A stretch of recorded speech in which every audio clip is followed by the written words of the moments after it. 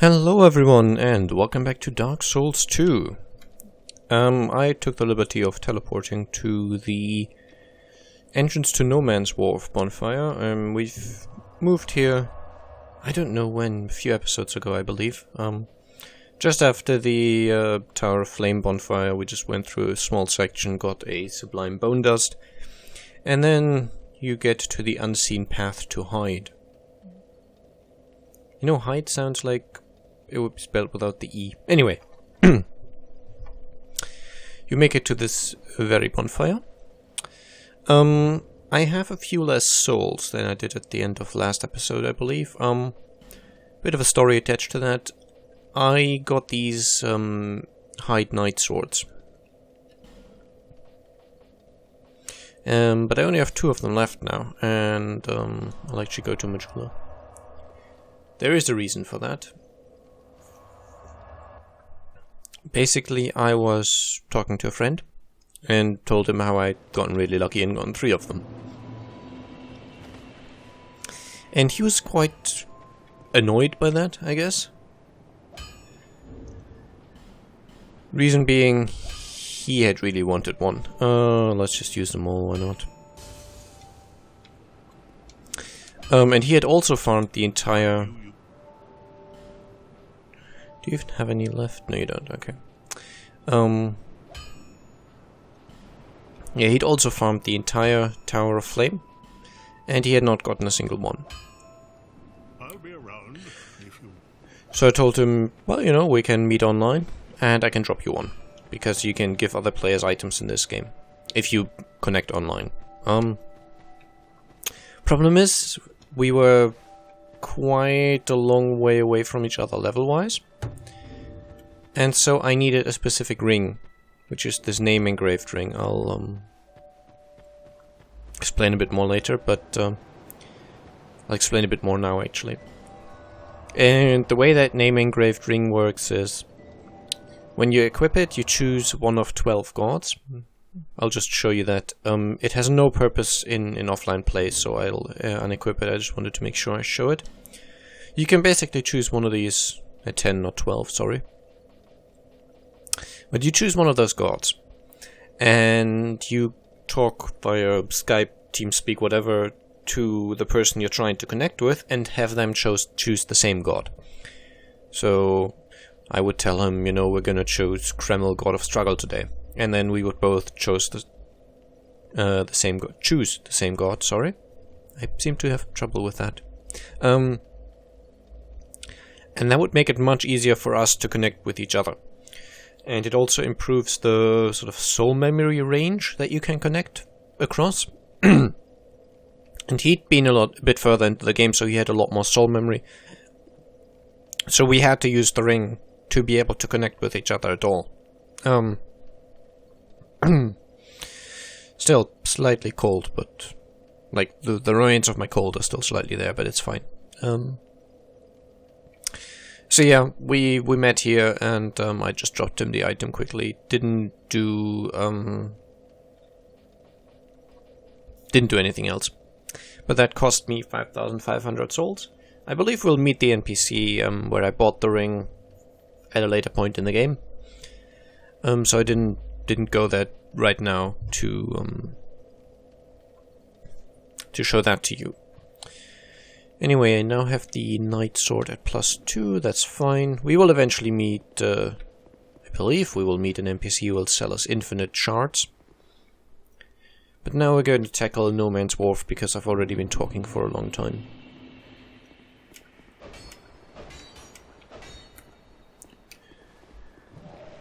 In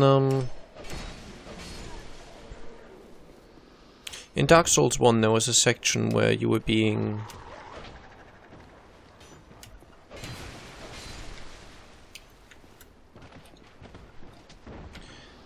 being shot at from a long way away by 2 archers. Very famous section, usually referred to as the Anor Londo archers. Really quite a pain. And I've said it before, but I'll say it again because it bears repeating. This game pulls that kind of crap all the time. See how far away from those guys down there I am? as soon as I enter this area, those guys down there, excuse me, those guys down there will be able to shoot me, and they will start doing it. They have a really huge aggro range. Oh, look, a Titanite shard.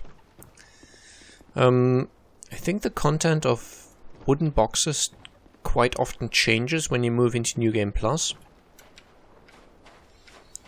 And you can kind of simulate that change by going into bonfire ascetic mode. So basically burning an ascetic to improve, I guess, local difficulty.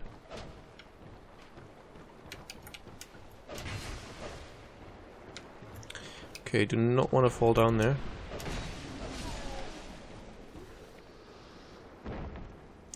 Can I go in for a backstab? They made that a lot more difficult to pull off than in the first game. First game, someone had their back turned to you. If you walked slowly, you could usually get a backstab off. Get a backstab off for free before they'd notice you. In this game, I noticed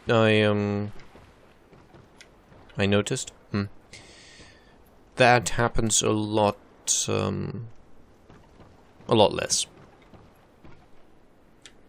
Now that guy's not actually dead, and I think he'll go bring friends by waking up. No. Okay, but 2 hitting these guys is fine. What's the R2? Not good.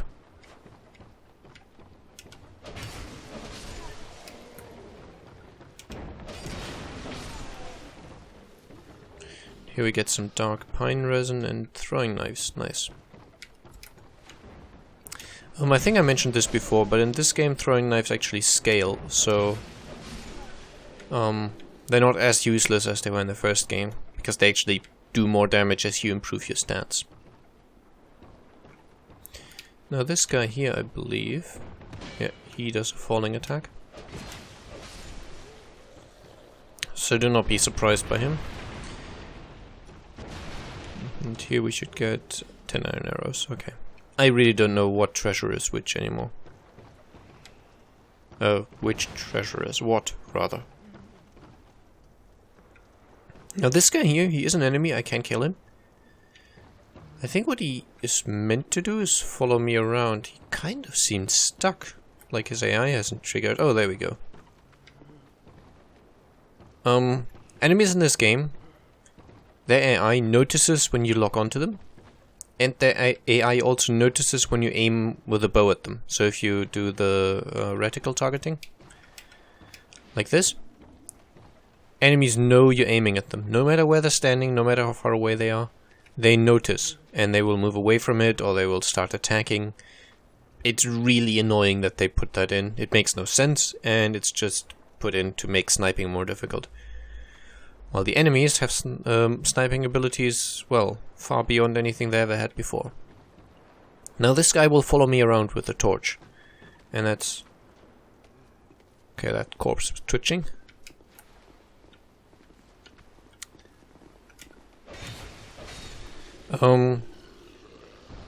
He won't attack me, he'll just follow me. And that's somewhat nice because it's a light source. Get more into that in a moment. No, you. These dogs can drop human effigies, by the way. It's kind of nice.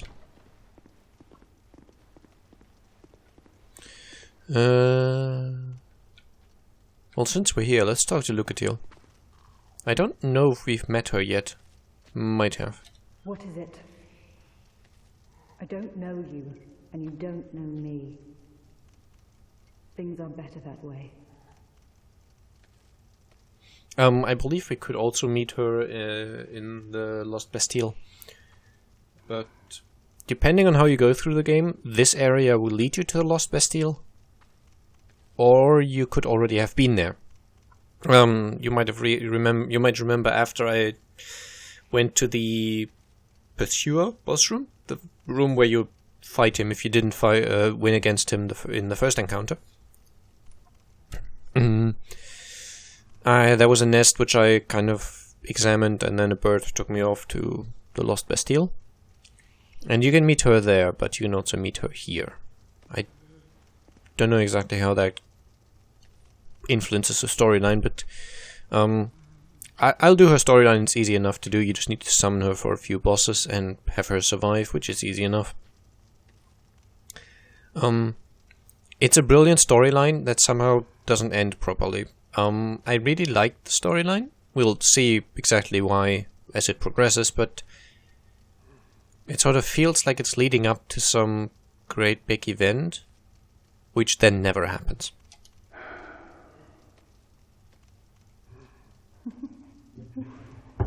You are an odd one. Normally, people keep a safe distance when they see this mask. You... I'm called Lucatil. From the land of Mira to the far east, across the mountains. They say Drang Lake brims with powerful souls. And so I came to claim my share. What a strange place. Even the ruins did not prepare me. You are an odd one indeed. I've always made a point of avoiding people, while you've made a point of engaging me.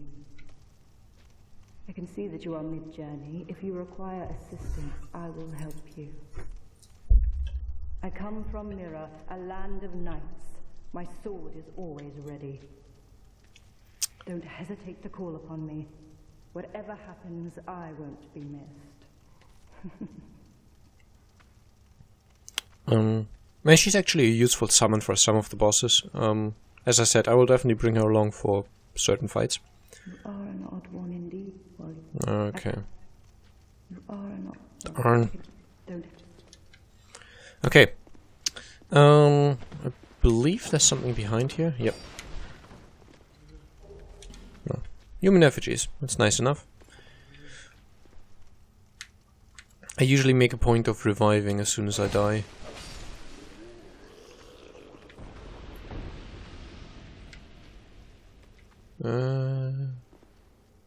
Yeah, we should be okay.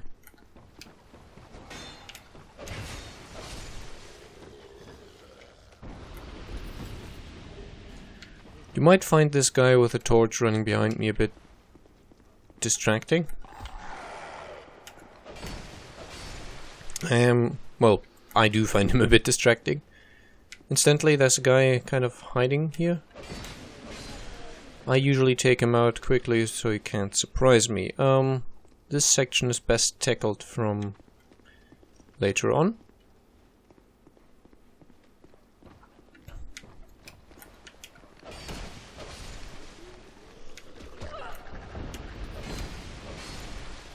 There we go.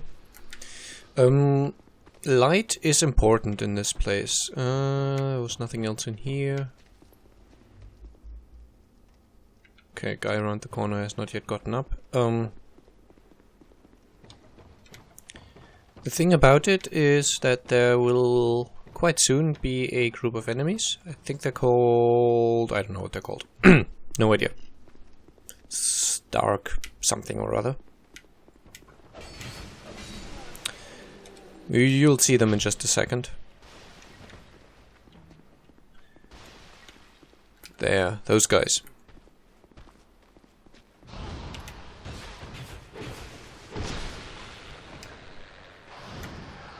They are fairly nasty, and having two of them at once is not my idea of fun.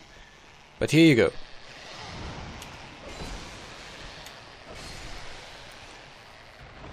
See what happened? How they were really scared and kind of ran away from this guy? That's because he has a torch. And these guys are really afraid of the dark, of light. They're not afraid of the dark. Quite the opposite. And we can definitely take advantage of that.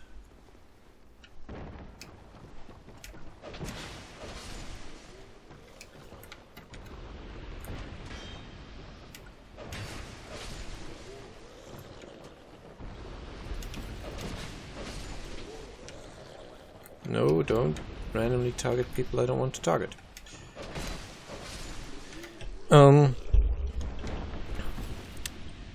And that's why it can that's why it can make sense not to kill that guy in the beginning, because he will kind of provide you with light. I'll just pop a life gem, that should be fine. Now these guys are sleeping. Or at least some of them are. Most of them actually. And since they're sleeping, you can get off a free backstab.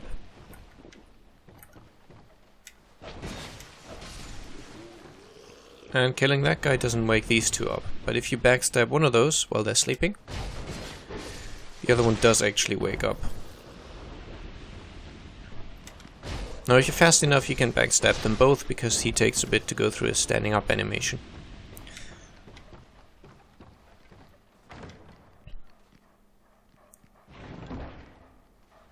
And here we have the bandit starting equipment, I believe. Which, being a bandit, I already have. Okay, now you can come along. I do like this sword, it actually seems to be doing decent damage. I was hoping I'd aggro one of the dogs by doing this.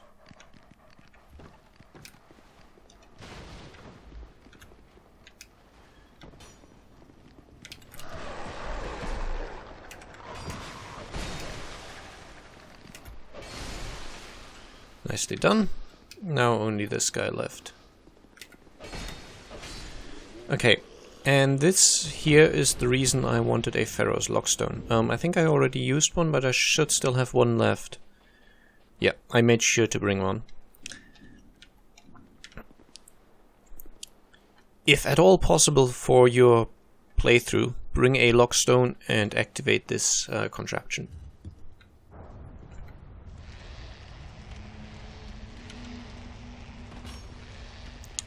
Because it lights up the entire place. And remember how I told you there's a bunch of enemies here who are scared of light? Yep. And this effect is permanent. Yeah, so we don't need this guy anymore. He can drop torches, or I think an item that gives you temporary dark resistance. But yeah, most importantly, actually I wanna... I think there's an item over here.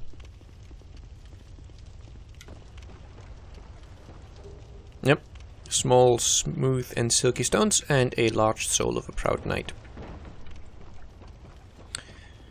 So yeah, I find that incredibly helpful to have the lights activated here.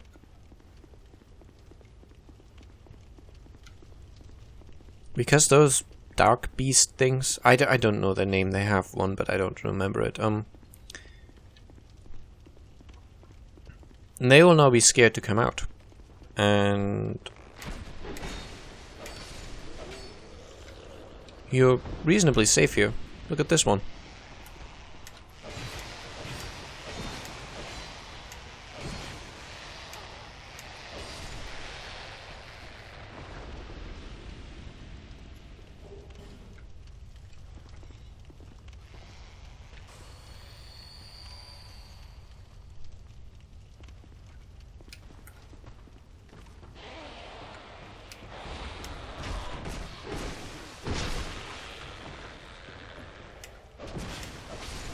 Okay. Now be very careful, because this room is booby-trapped, and I mean some traps did that in Dark Souls 1 as well, but there's no way to really tell that it is. Try to open this. Lots of beasts behind it. Boom, they crack open the door.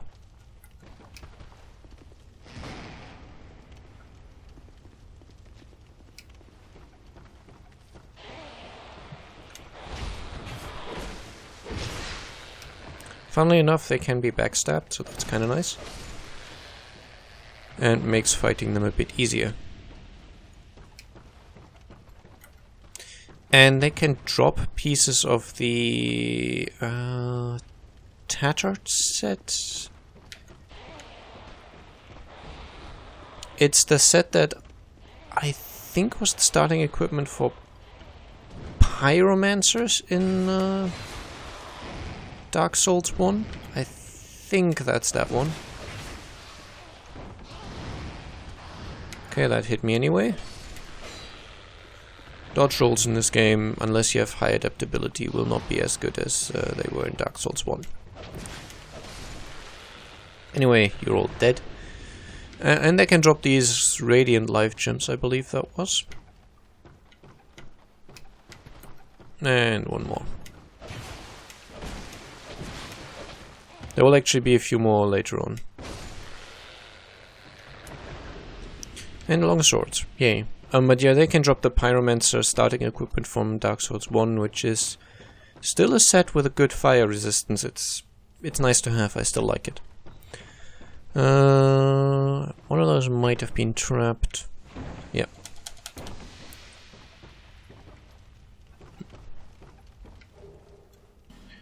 You get 2 silver talismans. I probably never used those.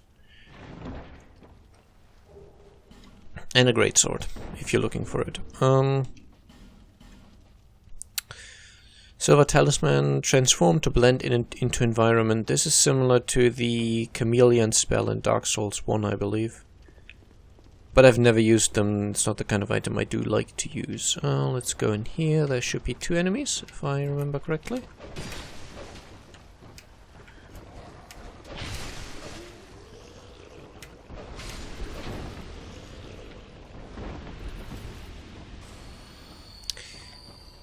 And I can be a lot more liberal with my life gems at this point, because I can buy them for 300 apiece in infinite numbers in Majula, so it's not an issue if I use them up. Okay, now to trigger the boss fight, you have to pull this, or to be able to access it, basically. And that makes that big ship over there kind of light up with a ghostly blue flame.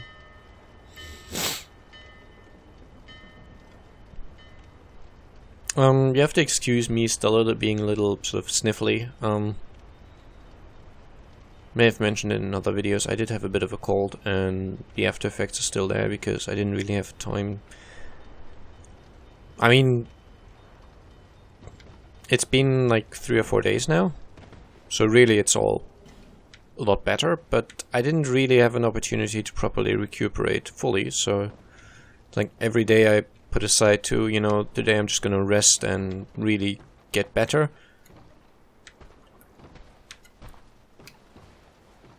Every day I did, there was something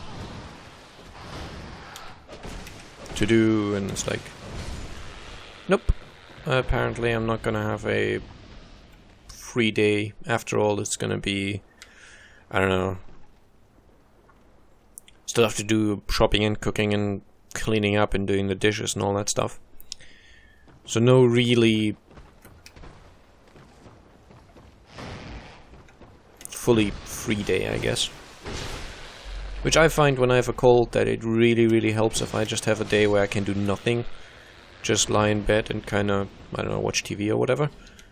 And there you go, Tattered Cloth Robe. That's the set I was talking about. I'm not sure if this was the Pyromancer starting equipment, but I believe it was. Maybe the Wanderer, but I think it's the Pyromancer. And as you can see, it has worse physical defense values than my current equipment. But it has higher magic, higher fire, higher lightning, and higher dark resistance. So, and noticeably higher poison resistance as well. And some curse resist. And it's lighter. So, they kind of continue that tradition from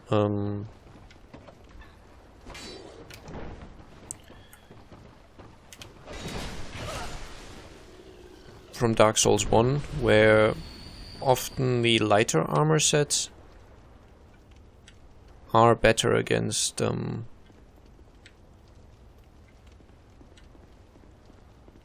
okay, come on, pull up. The heavier armor sets are good against physical stuff, but often the lighter sets are what you want to use against sort of special stuff, like magic or curses or status effects, that sort of thing. I was going to show you this guy, but I moved a little too closely.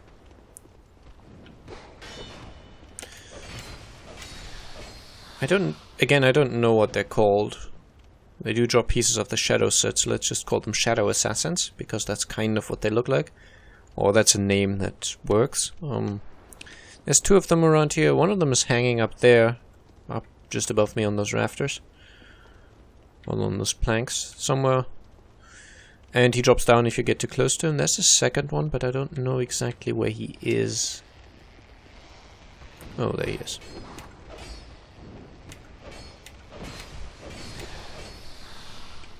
But they're easy enough to kill, so it's not an issue.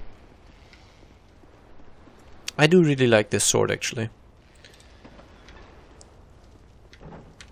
And here we have another two sleepy guys.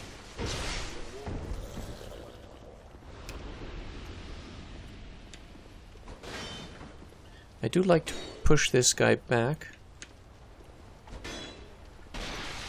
because that happens. He breaks these jars, and they have low poison resistance, and these jars are filled with poison.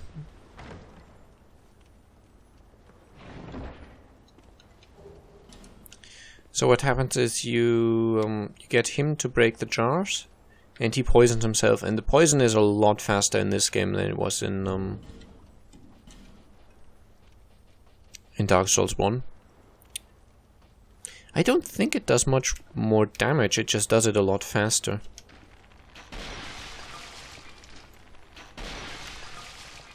But yeah, the way it works is I'm not going to show you because it's a bit tedious, but if you roll through one of those barrels, you'll be covered in poison. And that will slowly build up your poison meter. Well, not slowly, actually, it will do so quite quickly. But yeah, you will get more and more poisoned, basically.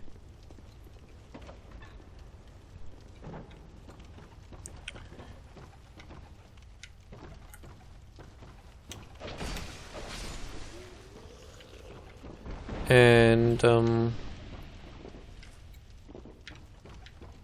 me just open the shortcut.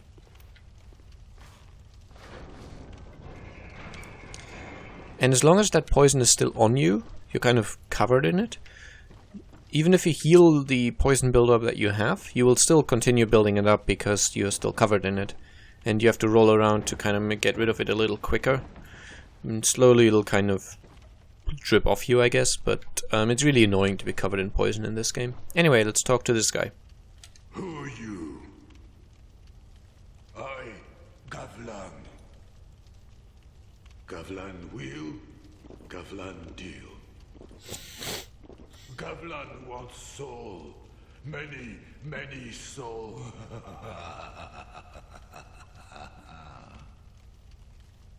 What you want?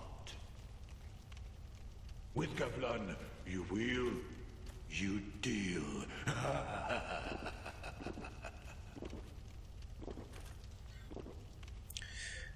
Quite a drunk, isn't he? Let's talk to him again. Gavlan will, Gavlan deal. Gavlan wants soul. What? With Gavlan. Okay, no new dialogue. He's a bit, well, not the greatest of conversationalists, but we can actually sell him equipment. I mean, I could start selling like little stuff that I have multiples of. Like I have tons of this hollow soldier stuff and hollow infantry and those things. But you don't get much. I'll actually sell him these. There's 600 each and there's no reason to have more than one.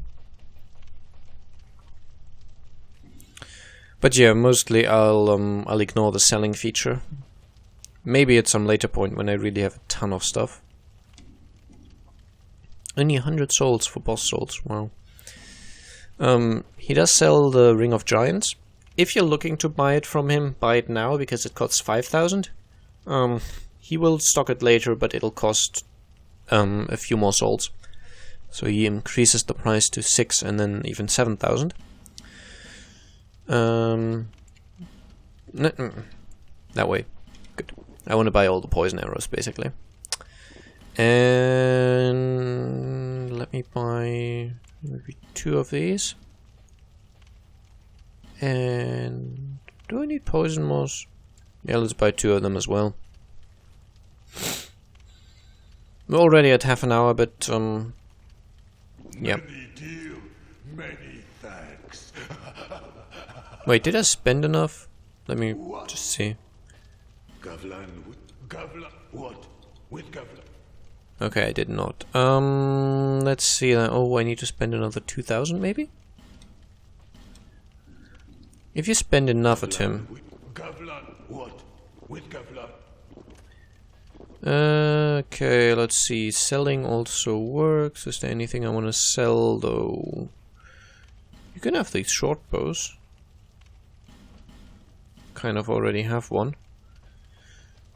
I think if you hit either 10 or 15,000 sort of total souls dealt, I guess. Gavlan, with Gavlan? Okay, you know what? We'll do that at a later point. I think I might have to hit 15 or 20,000, and he gives you an axe, but it's a really, really heavy axe, so it's not like I'm going to be able to use it anyway.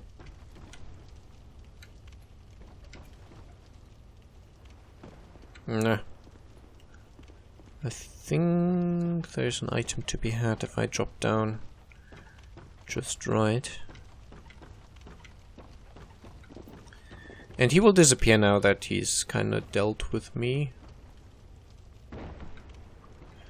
Is there an item here? There's a corpse here. Doesn't have an item on it though. Anyway.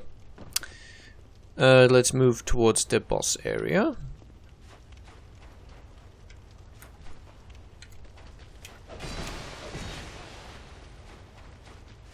Come on, it's light out here. You don't want to be here.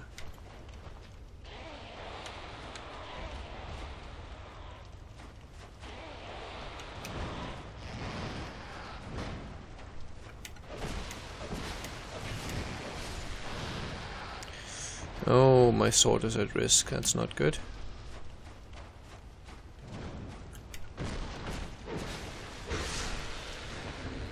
Do I have any repair powder?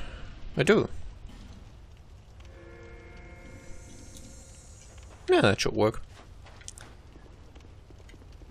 I don't think there's anything in here. There's just those two dark beasts, but it's light out here, so they don't actually come out unless you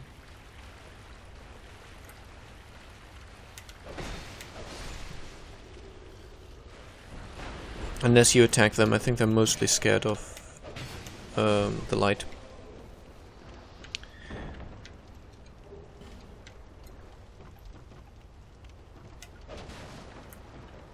Well, that didn't work. Well, that worked. Okay, you can kick this down. And this will open a shortcut to the very beginning of the area. Now, if I'm not mistaken, this guy will not want to talk to me. I see light, but it remains dim. I am Carillion, and I've no interest in the magic impaired. So yeah. Whoa, almost fell down there. By the way, if you knock these guys to their death, they drop items, and you can see the items, you just can't get them.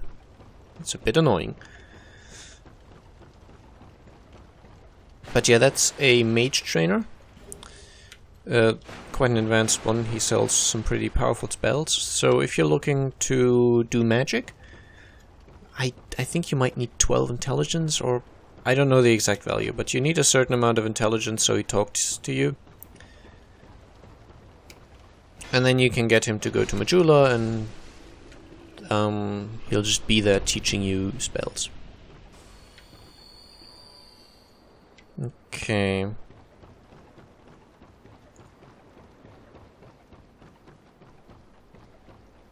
Let's tackle this boat.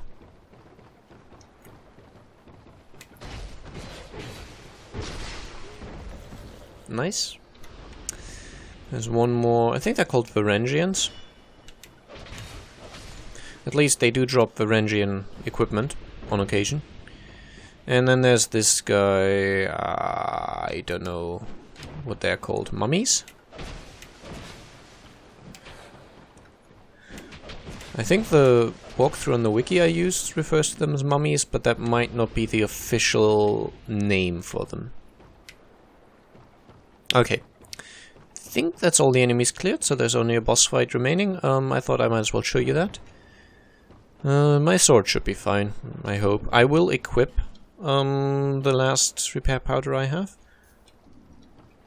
but I don't think I'll need it. And over here is a summon sign, where you can summon Lucatiel of Mira, and I will do so. This boss fight is not difficult. You can do this without her.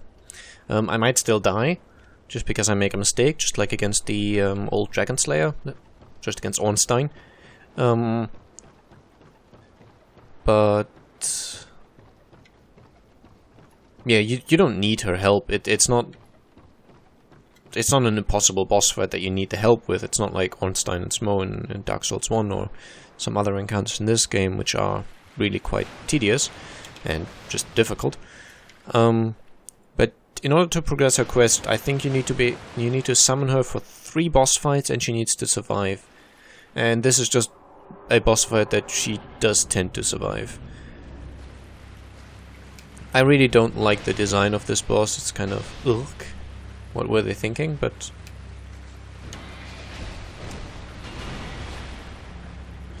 what can you do?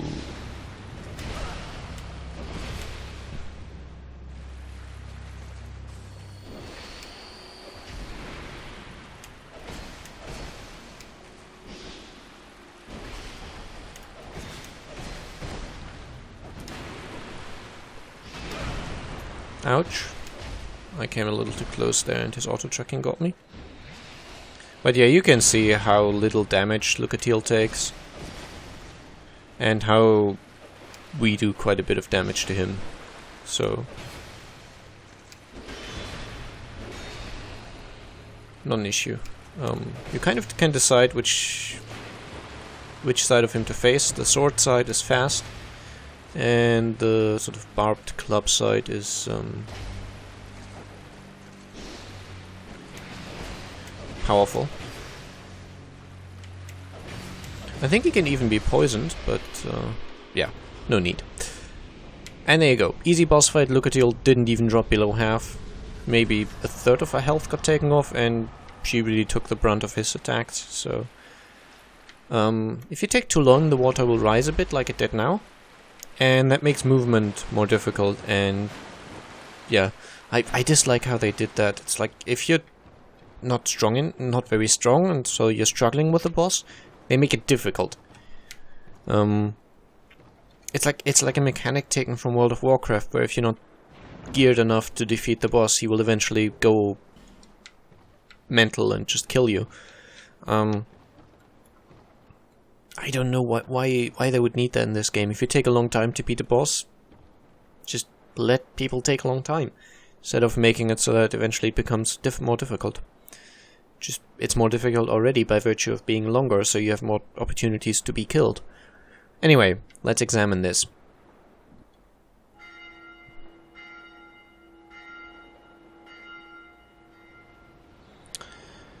I will farm No Man's Wharf quite a bit more, because you can get a nice bow here. Kind of rarely, but so far in my playthroughs I've always gotten it, and I would like to have it this time.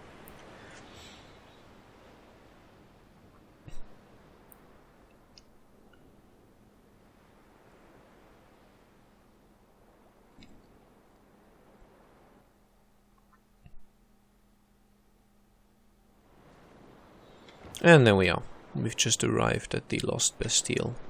I'll make my way to the first bonfire, and then I'll end the episode, so a minute or two more. This is the arrival section. We have 2 sleeping Varangians.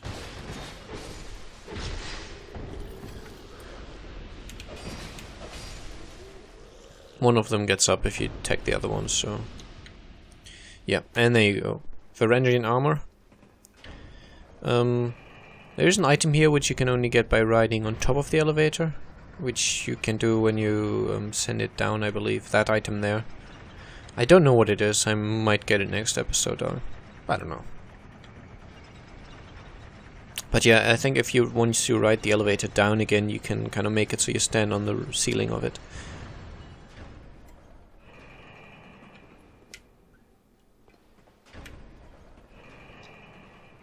Well, I'll just get it now because I can.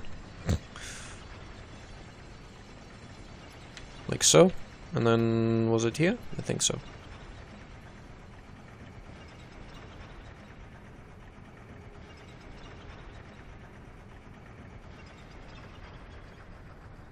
And these elevators are just kind of loading screens in disguise, and you get a scimitar and repair powder. I do like the repair powder, that's nice to have. Okay. However, I don't usually need it, I just need it for very long stretches without bonfires, like No Man's Wharf. So now let's remove it so I don't accidentally end up using it. Wow. This is gonna be a fairly long episode, but I didn't really see any good point to cut, basically. And hey, the episodes of this game are longer but less frequent. I'm afraid that's just the way it'll work out. Make sure to check these cells. I know one of them had something in it. Oh, there we go. Soul of a Proud Knight and a Radiant Life Gem. That's kind of nice. I think that was it, so let's go up. Again, cells here at either side. You can see that this place has been abandoned for a while. Over here you get common fruit. What do those do again? Temporarily boost poison resistance. Okay. Well, that's kinda nice to have. And here's the bonfire.